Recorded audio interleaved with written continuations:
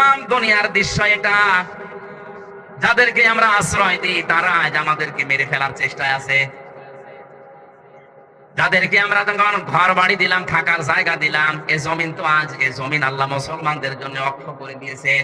ইন্নাল আরদা লিল্লাহ, তামাম দুনিয়ার জমিন আল্লাহর জন্য।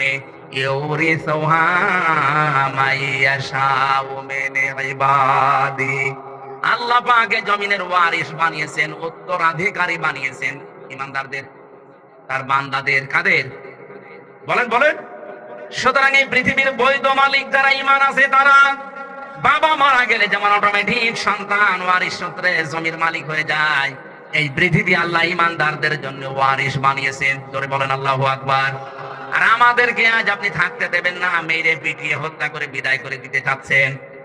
এই জন্য আল্লাহ জানিয়েছেন তোমাদেরকে যতটুকু মারবে, বাড়ি থেকে বের করে দেবে, যতটুকু অত্যাচার করবে অতটুকু তোমাদের উপরে করা যায় আছে। কিন্তু সাবধান, ওয়ালা তা'তাদু, সীমা লঙ্ঘন করা যাবে না। ইন্নাল্লাহা লা ইউহিব্বুল মু'তাদিন, কোন সীমা লঙ্ঘনকারীকে আল্লাহ পছন্দ করে না। এই আয়াত থেকে আল্লাহ তাফসীর আকারে আমি সাজিয়েছি। এদিকে থাকা, এই পৃথিবীতে যত ঘৃণিত কাজ আছে সবচাইতে আল্লাহর কাছে ঘৃণিত কাজ হচ্ছে দুনিয়ায় যে কোনো বিষয়ে সীমা লঙ্ঘন করা, বর্ডার ক্রস করা, লিমিট ক্রস করা। কথা বলেন ঠিক কিনা? আমরা এই আয়াত থেকে তাফসীর পড়তে গিয়ে পেয়েছি পৃথিবীর যত জাতিকে আল্লাহ ধ্বংস করেছেন সব জাতির পিছনে কারণ ছিল একটাই, তারা সীমা লঙ্ঘন করেছে। হযরত হুদ আলাইহিস সালামের জামানায় তার জাতিরা সীমা লঙ্ঘন করেছিল। লূত নবীর জামানায় তারা সীমা লঙ্ঘন করে পুরুষে পুরুষে বিয়ে করা আরম্ভ করেছিল। এই যে লাওয়াতাত যেটা বলা হয়, যেটা আজ ট্রান্সজেন্ডারের নামে অনেকে চালু করতে চাচ্ছে। আল্লাহ জর্ডানে ডেড সি বানিয়ে, মৃত সাগর বানিয়ে দিয়েছে তাদেরকে পুরো উল্টিয়ে। সালেহ নবী আলাইহিস সালামের জামানায় ওরা সীমা লঙ্ঘন করেছিল ওজনে কম বেশি করে, আর কারো মাল নিয়ে গেলে ছিনতাই করে নিত। এই দুইটা সীমা লঙ্ঘনের কারণে হযরতে সালেহ নবীর জাতিকে আল্লাহ ধ্বংস করে দিয়েছে। আজ যারা বাংলাদেশে ওজনে কম বেশি করছেন, ওজনে কম বেশি মানে কি? অনেকেই মনে করে ওজনে কম বেশি মানে ওই দাড়ি পাল্লা। যারা দোকানদারি করছে, ব্যবসা করছে, ওদের জন্য না। ওজনে কম বেশি মানে নেওয়ার সময় বেশি নেয়, দেওয়ার সময় আরো জোরে বলেন। আজ আপনি শিক্ষকতা যারা করছে, বিচারালয়ে যারা আছে, প্রশাসনে যারা আছে, মিলান নেওয়ার সময় একজন শিক্ষক কিন্তু প্রাইমারি থেকে মাস্টার্স পর্যন্ত যারা ক্লাস নেয়, এরা নেওয়ার সময় শিক্ষকগুলো বিভিন্ন জায়গা থেকে জ্ঞান তো ঠিকই আহরণ করেছিল, কিন্তু ক্লাসে দেওয়ার সময় এখন এই স্যারেরা ঠিক মতো দিতে চায় না, বলে প্রাইভেট পড়া লাগবে আর কোচিং করা লাগবে। কোরআনে কারীমের জন্যই জানিয়েছে ওয়াইলুল লিল মুতাফফিফিন আল্লাযীনা ইযা তালু আলান নাসি ইয়াস্তাউফুন। আল্লাহ পাক বলেন ধ্বংস হয়ে যাক ওই দোকানদার গুলো, ওই মানুষগুলো যারা নেওয়ার সময় বেশি নেয়, দেওয়ার সময় কম দেয়। আজ আমি আয়াতের সাথে মিলিয়ে 1 থেকে মাস্টার্স পর্যন্ত প্রাইমারি স্কুল, কলেজ, বিশ্ববিদ্যালয়, মাদ্রাসা আমি মিলিয়ে দেখেছি হাজার হাজার শিক্ষক আল্লাহর লানত প্রাপ্ত। আরে ভাই, একটা শিক্ষক হতে হলে তো জ্ঞান অর্জন করা লাগে, কম না?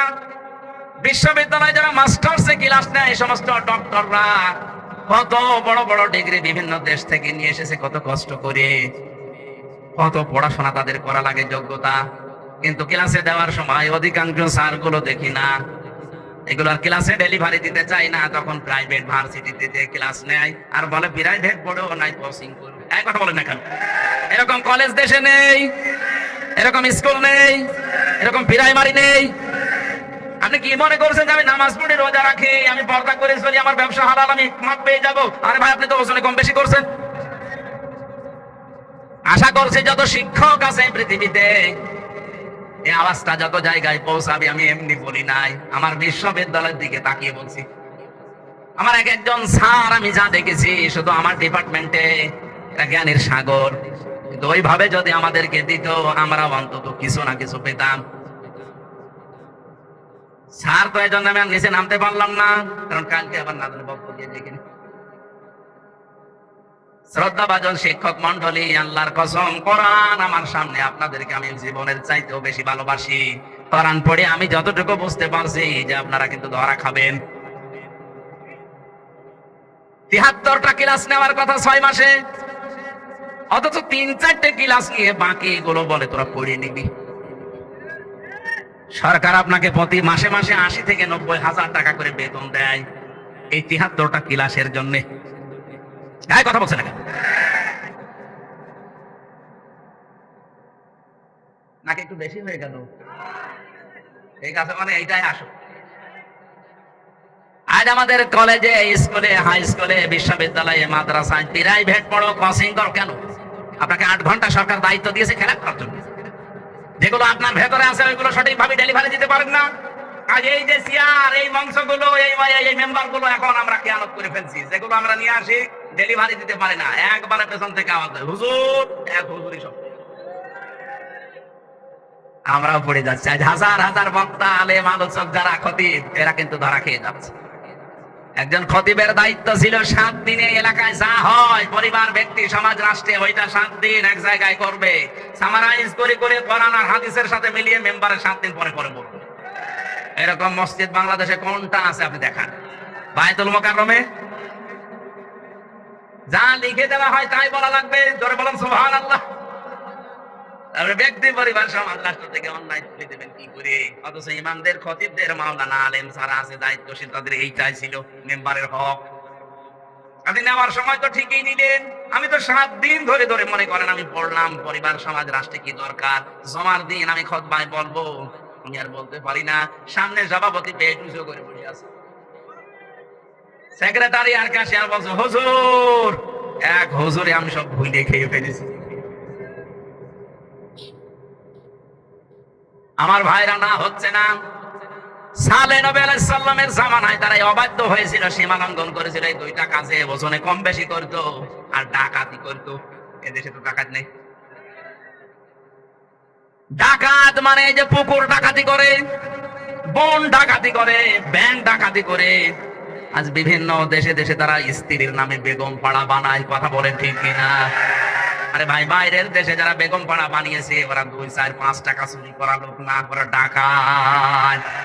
কলমের খোসা দিয়ে এক খোসাতে 2 সেকেন্ডে 20 কোটি টাকা যারা এরকম ঝেড়ে দিতে পারে তারাই বেগম পাড়া বানায়। আর আমাদের দেশে চুরির বিচার হয় মূল্য চোর, স্যান্ডেল চোর। আরে ভাই, একটা লোক স্যান্ডেল যদি 50 বছর চুরি করে, খুব বেশি হলেও নাই 10 লাখ টাকা স্যান্ডেল চুরি করতে পারে। 50 বছর একাধারে স্যান্ডেল চুরি করে কয় টাকা হয়? 10 লাখ। আর যে লোকটা এসি রুমের ভেতরে ঢাকাতে বসে আছে, এই জেলাতে বসে আছে, এক জায়গায় বসে শুধু একটা সই করে দেবে, এক টিপ সয়ে 1 সেকেন্ডের ভেতরে 20 কোটি। রাস্তার জন্য যদি বাজেট হয়, রাস্তাটা শুধু একটু সই করে দেওয়া দরকার। আর উপর থেকে তো ঠিকই আসে, নিচ পর্যন্ত আসতে আসতে সব আল্লাহর ওলিদের পেটে চলে যাচ্ছে। এইটাও কিন্তু সীমা লঙ্ঘন। সালেহ নবী আলাইহিস সালামের জামানায় ছিল, তারা সীমা লঙ্ঘন করেছিল। হযরতে সালেহকে ডাক দিয়ে বলেছে, সালেহ, তুমি যে নবীর দাবি করো, উট নিয়ে এসে দেখাও, একটা গর্ভবতী উট তাও পাহাড়ের উপর থেকে। হযরতে সালেহ নবী সাজদায় গিয়ে বলে, রব্বুল আলামিন, দয়া করে তুমি আমাকে সাহায্য করো, আমার উম্মতরা নাই তো মানবে না, দেশ থেকে আমারে বের করে দেবে। আল্লাহ পাক বললেন, আমি পাঠাতে পারি, পাঠানোর পরে যদি না মানে তখন কিন্তু তুমি দোয়া করবে না, তখন শাস্তি আসবে। এসে গেল 10 মাসের গর্ভবতী উট এসে হযরতে সালেহ নবী দেখলেন, বললেন, হাদিহি নাকাতুল্লাহি লাকুম আয়াতান ফাদারুহা তাকুল ফি আরদিল্লাহ। এটা আল্লাহর রশি, সাবধানে, যেখানে যাবে, যেখানে ইচ্ছা খাবে, এর কাছে খারাপ উদ্দেশ্যে কেউ যাবে না। আমার এই আয়াতের শিক্ষা হচ্ছে, পৃথিবীতে সালেহ নবী এসেছিলেন, ওই বিদায় নিয়েছেন, তার যে মুজিজা, যে উষ্টি, এটার কাছে কেউ খারাপ উদ্দেশ্যে গেলে ফায়াখুযাকুম আযাবুন আলীম, তাদেরকে যন্ত্রণাদায়ক শাস্তি আল্লাহ দিয়েছিল।